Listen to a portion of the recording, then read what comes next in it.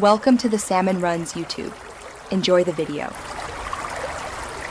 You'll begin by gathering essentials: your Chatgpt API key, a Google account, and a target sheet. Next, enable the Google Sheets API in Cloud Console and create OAuth 2.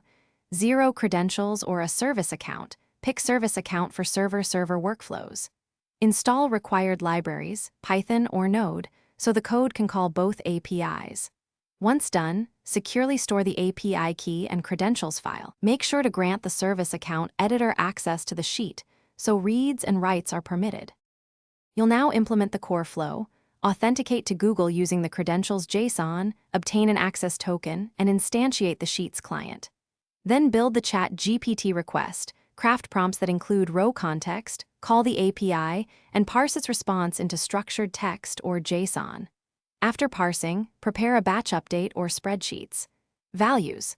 Update payload to write results back to the target ranges. Make sure to implement exponential backoff for rate limits and validate responses before committing to avoid. Finish by adding logging, retries, and credential security. Store API keys in environment variables or a secrets manager and rotate them routinely. Run integration tests on sample rows to verify formatting, edge cases, and concurrent writes. Deploy as a scheduled job, webhook, or on-demand script depending on your use case.